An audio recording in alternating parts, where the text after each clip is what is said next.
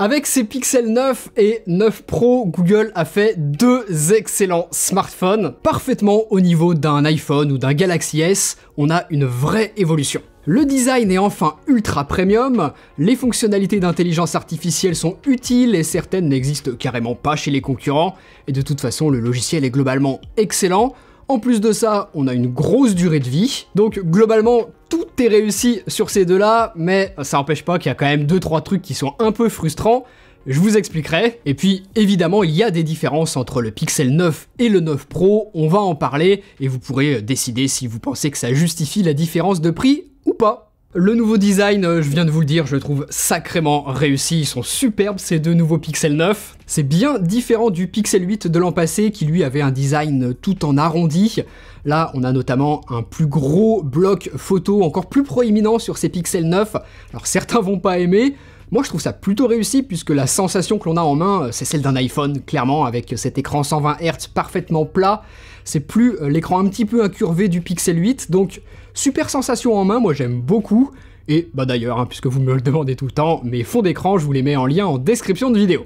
En plus de ça, on a aussi la luminosité maximale qui monte encore plus haut que l'an passé sur les deux modèles. Donc ça c'est parfait lorsqu'on fait de la photo en extérieur avec des lunettes de soleil par exemple. Le capteur d'empreinte digitale, lui, est encore plus fiable et réactif cette année, donc ça fait plaisir. Ça n'a pas toujours été le cas sur les Pixels. Mais moi je suis surtout très content que Google nous ait pas fait des smartphones immenses. Le Pixel 9 Pro, il existe en format XL pour ceux qui voudraient vraiment le plus grand écran possible, mais sinon, à part ça, il sera parfaitement identique à ce Pixel 9 Pro classique que j'ai ici. Là, vraiment, les deux sont super agréables en main et je suis très content d'avoir enfin un très haut de gamme sans concession avec ce Pixel 9 Pro dans un format qui me plaît. J'adore l'iPhone Max et même le Galaxy S24 Ultra que j'avais jugé le meilleur smartphone de 2024 au moment où il est sorti, je le pense toujours. Mais c'est juste que ce sont des smartphones immenses, c'est beaucoup trop gros, c'est pas fait pour moi.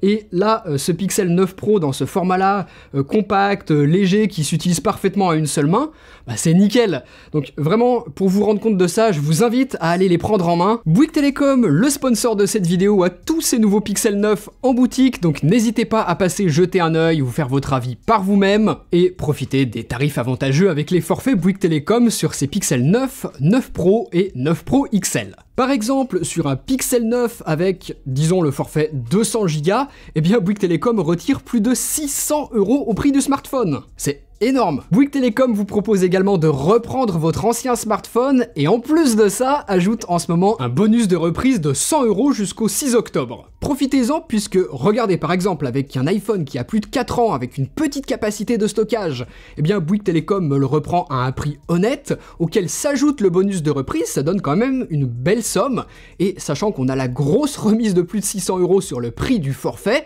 eh bien votre nouveau Pixel 9 avec tout ça, il vous coûte quasiment plus rien. Vous pouvez donc passer à l'un de ces Pixel 9 sans dépenser beaucoup d'argent, ce qui peut clairement valoir le coup. Je vous laisserai aller faire vos simulations avec le lien que je vous ai laissé en description de vidéo. Donc profitez-en si vous voulez passer à l'un de ces 3 nouveaux Pixels. La plus grosse différence entre le Pixel 9 et le 9 Pro, c'est la photo et la vidéo. Ils sont pas équipés pareil. Le Pixel 9 va avoir uniquement un ultra grand angle et un grand angle, avec la possibilité de zoomer numériquement dedans pour simuler un équivalent 50 mm et nous donner une focale un peu plus serrée. Le Pixel 9 Pro, lui, a exactement la même chose, mais avec un troisième module photo qui donne un vrai bon 110 mm.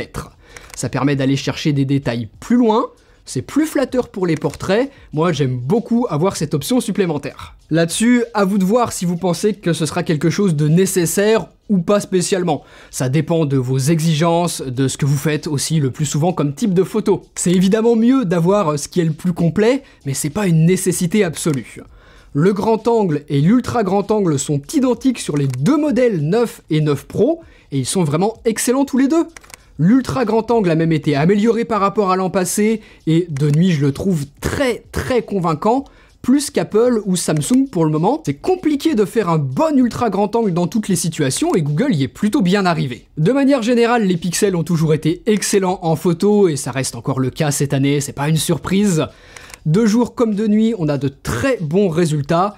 Moi par exemple, j'ai fait toutes mes photos de vacances avec, j'avais pas d'autre appareil et je me suis pas du tout senti limité. Seul petit reproche que je peux faire, le traitement électronique de l'image choisi par Google est parfois un peu trop agressif, avec beaucoup de contraste et de netteté ajoutée, mais bon, pour les réseaux sociaux, ça en jette, donc je comprends parfaitement ce choix. Le mode portrait est globalement convaincant, le 50 mm simulé avec un zoom numérique, moi je l'ai utilisé tout le temps et mes photos sont très bonnes avec, donc pas forcément besoin de partir sur le modèle Pro et son 110 mm, même si vous faites beaucoup de photos et que vous aimez ça, encore une fois, je le répète, c'est pas une nécessité, je trouve. Une autre différence sur le 9 Pro, c'est qu'il a une meilleure caméra selfie que le Pixel 9.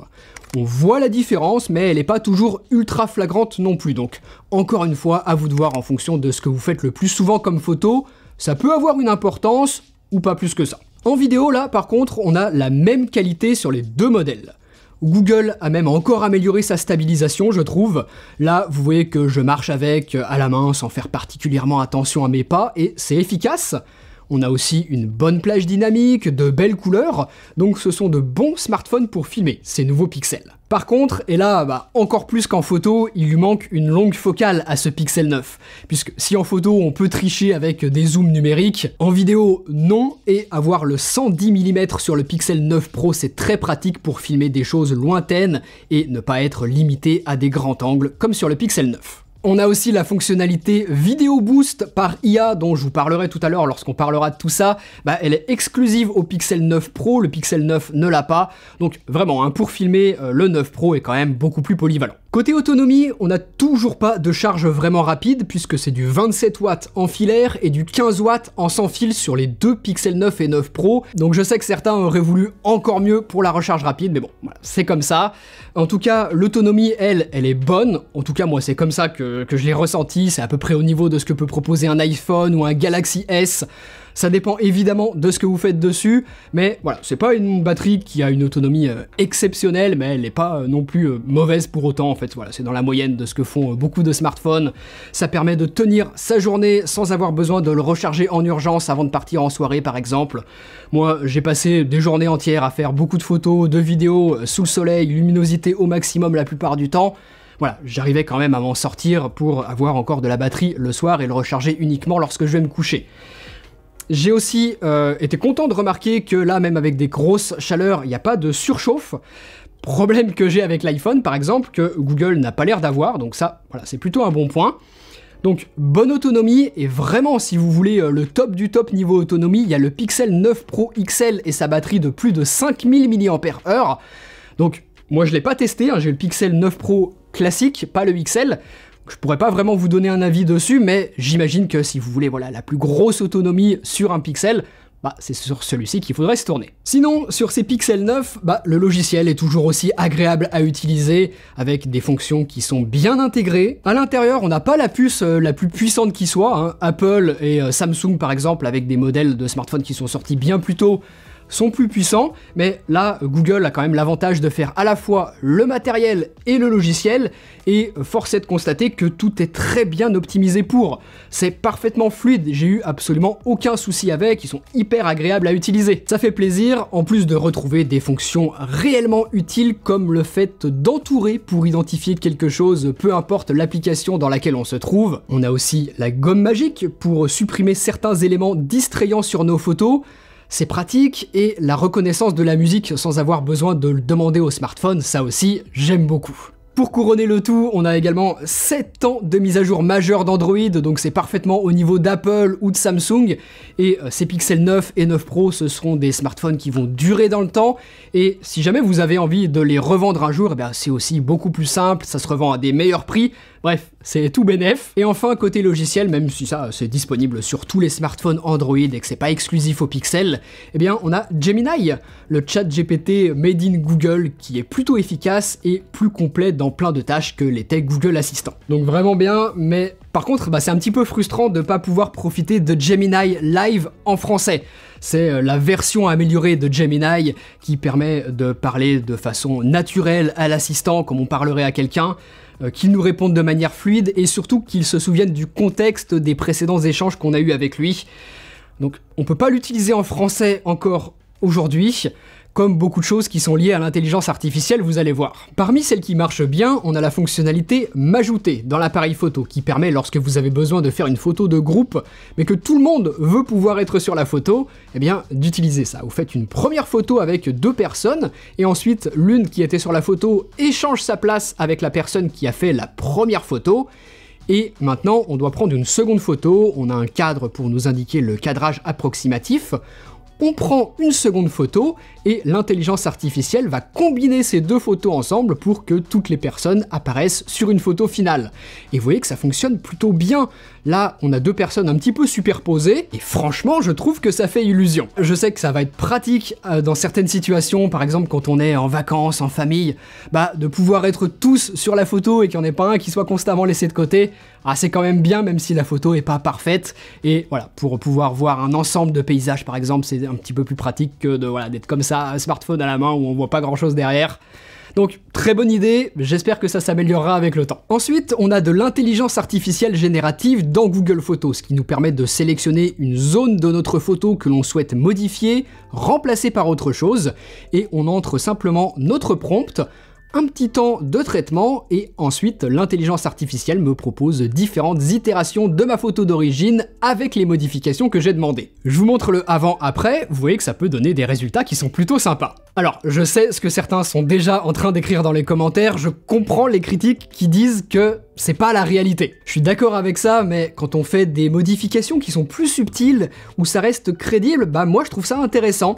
L'idée, c'est pas de transformer totalement la photo, c'est sûr. Si vous faites n'importe quoi en transformant vos photos en scène d'apocalypse, en rajoutant des soucoupes volantes dans le ciel, ou en transformant des photos prises de jour en photos de nuit, en rajoutant des orages ou je ne sais quoi, c'est sûr que ça va être affreux, c'est pas fait pour ça. Par exemple, moi, quelque chose que je fais déjà depuis des années, mais qui là maintenant m'est facilité par l'intelligence artificielle générative, c'est que lorsque j'ai une composition que je trouve un peu ennuyante ou déséquilibrée, typiquement quand j'ai un grand ciel bleu sur la photo, eh bien j'y rajoute des nuages, et je trouve ça visuellement plus intéressant, même si oui, c'est pas la réalité à l'instant T de la prise de ma photo, mais moi j'aime ça. Ensuite, toujours sur l'IA, le Pixel 9 Pro a 2 fonctionnalités exclusives que n'a pas le Pixel 9. Premièrement, on a le zoom amélioré, donc ça se trouve ici dans les options de modification de votre photo, et là vous avez simplement à zoomer sur quelque chose que vous souhaitez isoler dans votre photo. On a encore une fois un petit temps de traitement, et ensuite l'intelligence artificielle nous donne un résultat censé être meilleur, un zoom amélioré.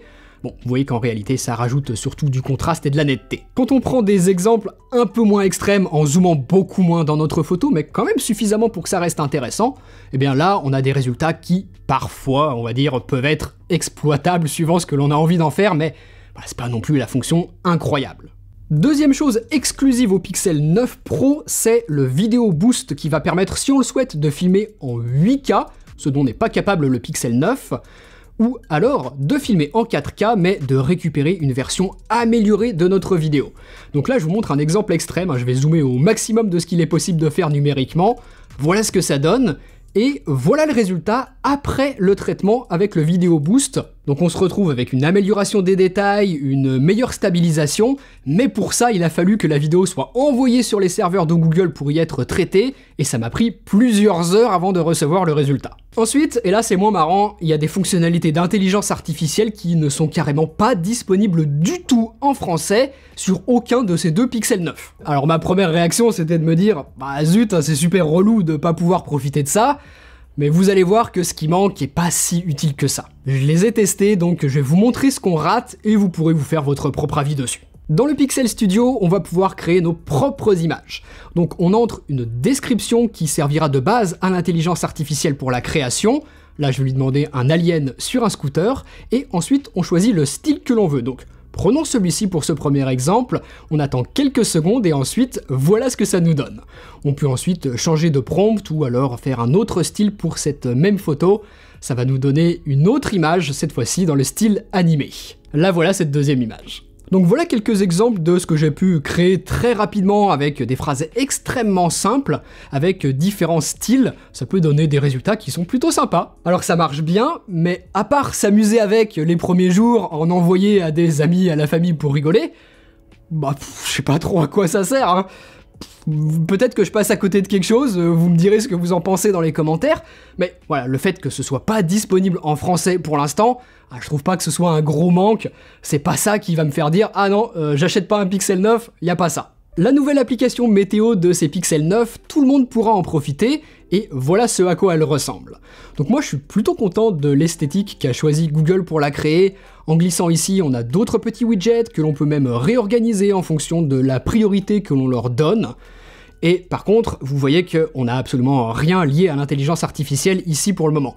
C'est pas disponible en français encore une fois.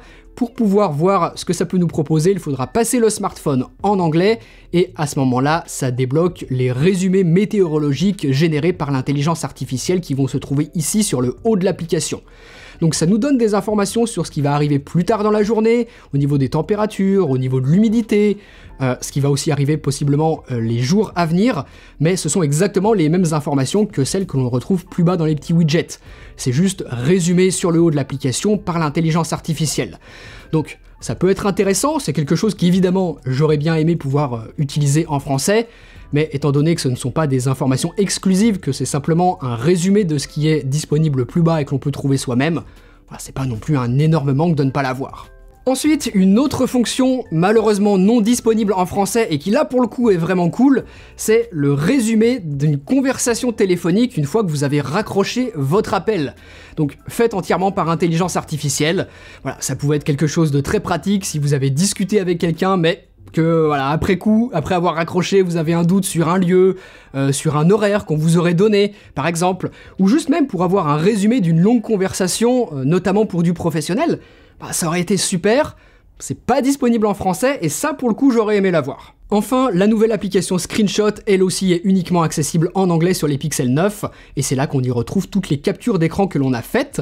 En dessous de chacune d'entre elles, on va avoir un descriptif généré par intelligence artificielle qui me décrit ma capture d'écran. Voilà, je sais pas trop pourquoi j'aurais besoin de ça, mais c'est là. Mais plus intéressant, on a un lien qui renvoie directement vers la page internet ou alors le réseau social sur lequel vous avez effectué cette capture d'écran. Donc ça, je suis d'accord, ça peut être pratique. Donc c'est pas mal, mais voilà, je suis pas non plus hyper enthousiasmé par cette nouveauté. Avoir la source de ces captures d'écran, chose la plus utile, c'est quelque chose que Samsung par exemple propose depuis pas mal de temps, d'autres aussi j'imagine. Et puis là, le fait que Google ne l'ait pas directement intégré à Google Photos, pourquoi en fait? Pourquoi je suis obligé, pour mes captures d'écran spécifiquement, de devoir aller dans une autre application pour avoir ces informations-là, ailleurs que là où se trouvent toutes mes photos? Voilà, je sais pas si je m'en servirais, je trouve pas ça hyper pratique côté utilisateur. Donc voilà pourquoi je pense que les fonctionnalités d'intelligence artificielle les plus utiles, on les a, mais je suis d'accord que c'est quand même frustrant de pas tout avoir pour nous en français. Google n'a pas du tout donné d'informations de quand est-ce qu'il prévoit de nous proposer ça en français, donc on peut même pas se dire allez on patiente quelques mois et on l'aura. Non, peut-être que ça va prendre beaucoup plus que ça. Ça n'empêche pas que ces Pixel 9 et 9 Pro soient excellents, mais vu leur prix au lancement, moi j'aurais quand même aimé avoir le package complet. Donc voilà, si vous avez besoin là de changer de smartphone, que celui que vous avez actuellement il est foutu, et que vous avez envie de passer à un Pixel 9 ou à un 9 Pro, eh bien vous pouvez acheter un de ces deux là en passant par les liens qui sont juste en dessous en description de vidéo. Ça vous permet de soutenir gratuitement mon travail sur la chaîne YouTube. Mais sinon, si c'est pas urgent, je pense que ça vaut le coup d'attendre quelques mois, de voir comment Google va évoluer sur la situation actuelle avec les fonctionnalités d'intelligence artificielle non disponibles en français. Peut-être que ça va arriver. Et si ça arrive pas, eh bien, vous payerez d'ici quelques mois ces Pixel 9 et 9 Pro moins cher, c'est une certitude. Je pense notamment à la fin d'année avec le Black Friday, tout ça. Vous les trouverez à de meilleurs prix. Donc, quitte à ne pas tout avoir comme fonctionnalité, autant ne pas payer plein tarif au lancement. Et sinon, si vous voulez vous renseigner sur d'autres smartphones, j'ai plein de vidéos sur la chaîne YouTube qui devraient vous intéresser et vous renseigner. Donc, allez voir tout ça. Salut!